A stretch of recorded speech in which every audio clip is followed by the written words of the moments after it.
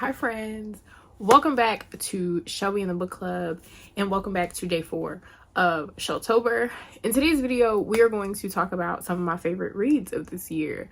Some of these books you guys have seen, all of these books you guys have seen before. I've done review videos on most of them. So there shouldn't be any surprise. Sometimes I don't like doing videos like these because I feel like they're repetitive because I've done review videos on these books and all of that kind of stuff. But if you like this type of video, let me know and I'll do more of them. And yeah, if you would like to hear some of my favorite reads of this year, here you go. So these are not going to be in any particular order.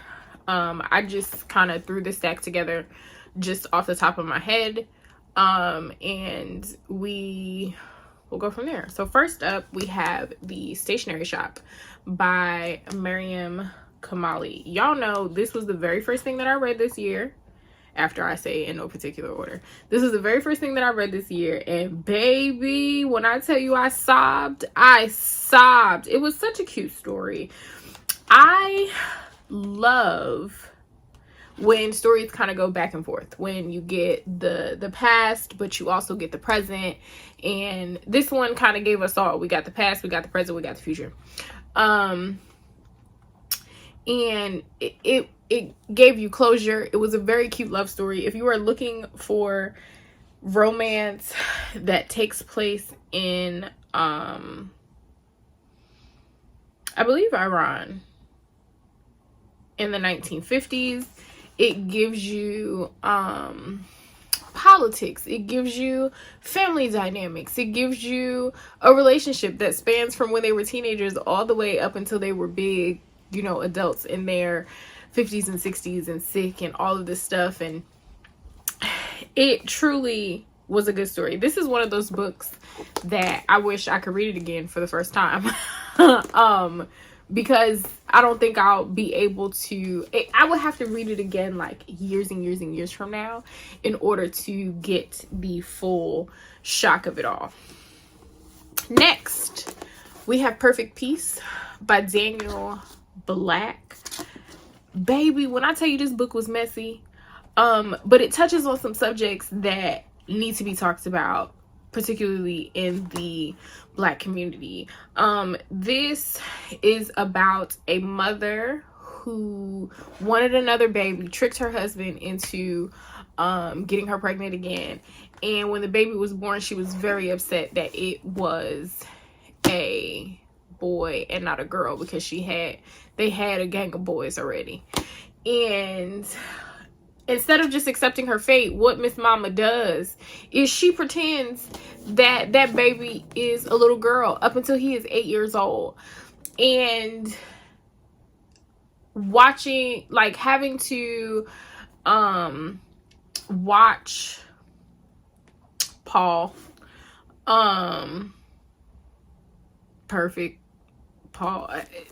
having to watch Perfect navigate their sexuality and what they like and what they don't like when everything was told to them is an interesting concept.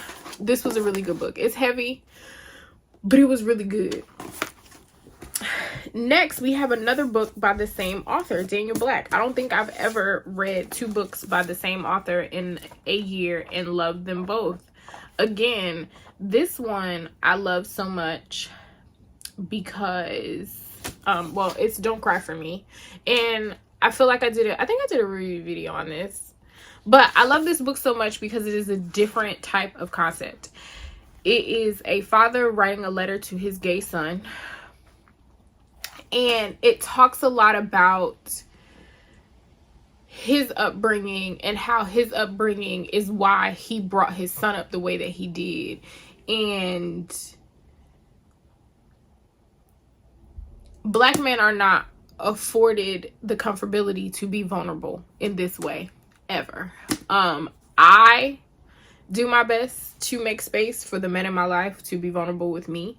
The Black men in my life, I should say, to be vulnerable with me, to cry, to feel away, to be soft. I do that because I understand that it's important. But in the outside, they don't have that luxury at all. They are not afforded that at all, because they constantly are told that they have to be strong, and that a man doesn't cry, and that a man is supposed to work himself to death and take care of his family.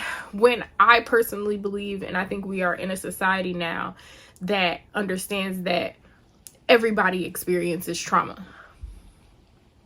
Just because you are a Black man does not mean that you don't experience trauma, and that you don't have feelings and all of these things that directly affect how you lead your life and how you rear your children, and how you treat your wife or your girlfriend, or who you're dating, or and so on and so forth. Like, all of these things affect Black men too. So it felt really good to read about a man discovering himself, and discovering that all of these things that he did obviously make him who he is, but also made his relationship with his child what it is too, and how he had to come to terms with those things as well, right? And kind of understanding what, I don't know, it's just such a good book. But the reasons that I love that book are the same reason that I loved Parish by Latoya Watkins. Black women are not always afforded the comfortability to be vulnerable, and to have trauma, and to understand that their trauma is the reason why things are the way that they are in their lives, right? We, speaking for myself, also don't often experience Black women realizing the damage that they've caused and saying sorry. Realizing the damage that they've caused and trying to correct it. Now, the characters in this book, it took some generations before we got to where women wanted to correct things. But to read a book about generational trauma so heavy, a generational trauma that a lot of Black families have faced and continue to face, because anyway, and to see how it is passed down, and to see how it affects everybody differently, is powerful. It's uncomfortable to read, but it is powerful, because it is not, we are taught to shut up and to not say anything. Shut up, just keep that man away from them babies.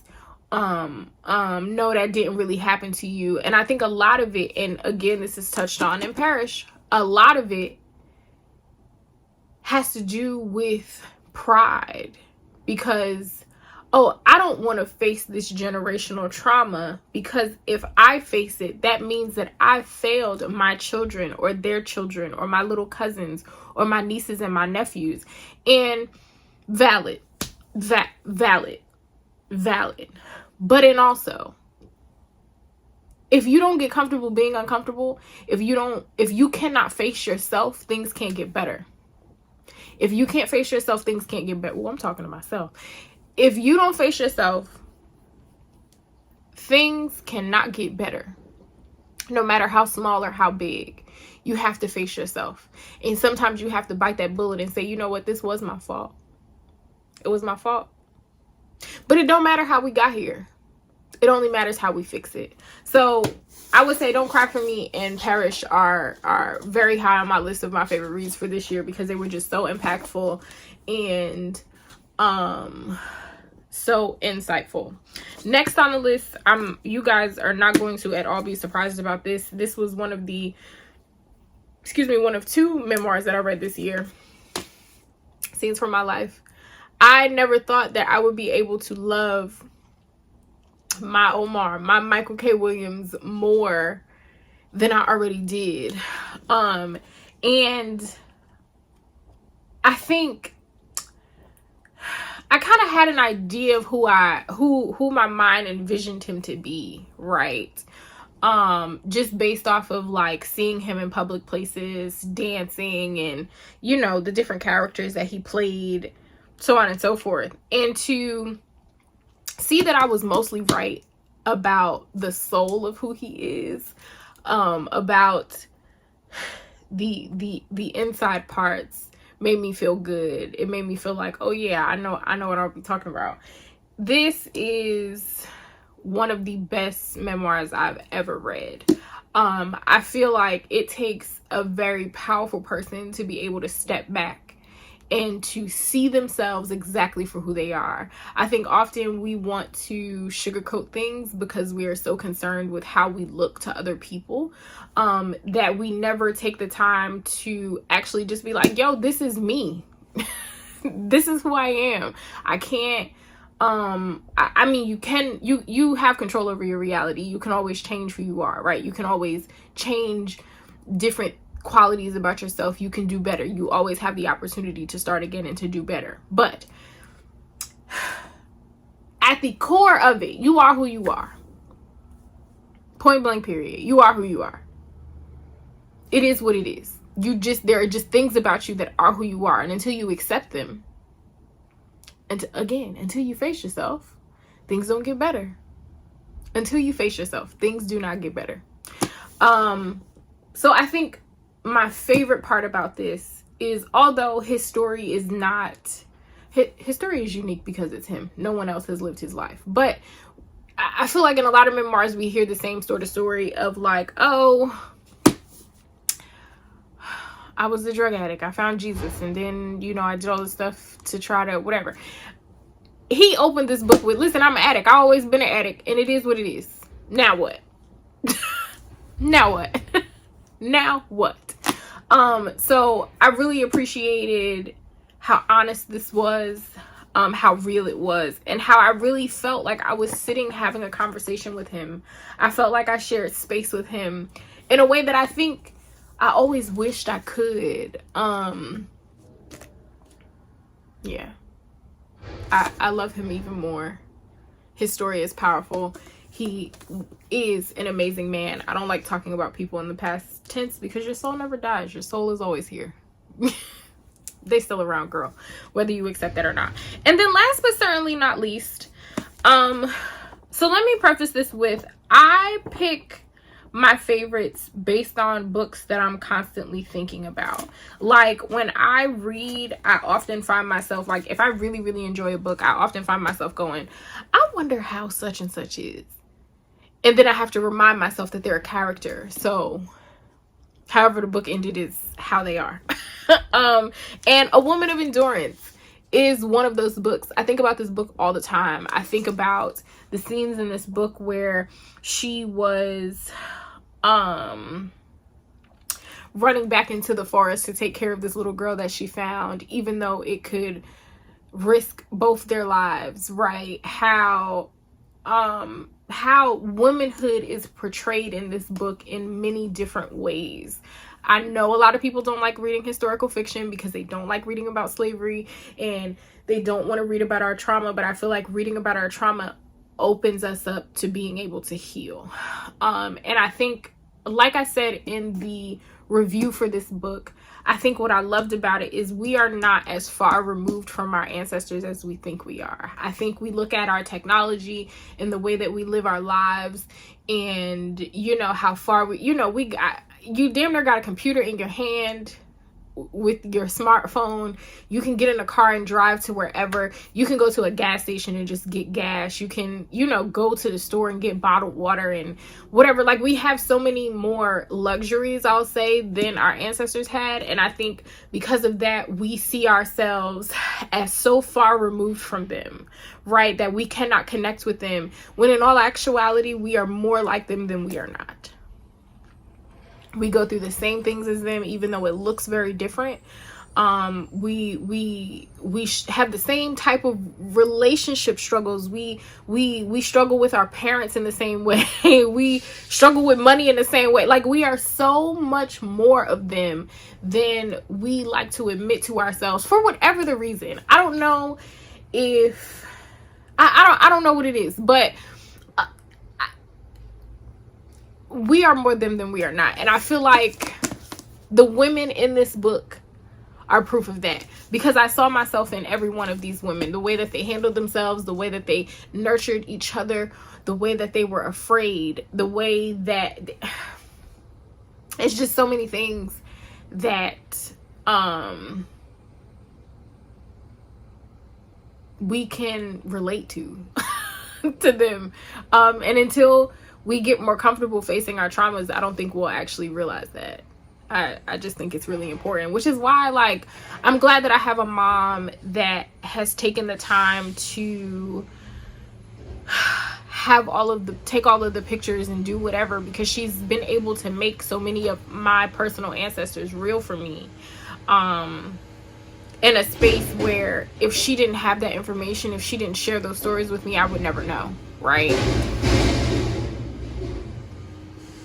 Did y'all not know that I was recording a video? Oh, blow the horn too, baby. Well, I guess that's my time. I guess that's my time. Let me know in the comments what were some of your favorite reads of this year. And also leave I don't know what kind of emoji. Oh, leave a purple heart, because there's a little purple in her dress. So leave a purple heart if you've gotten this far in the video.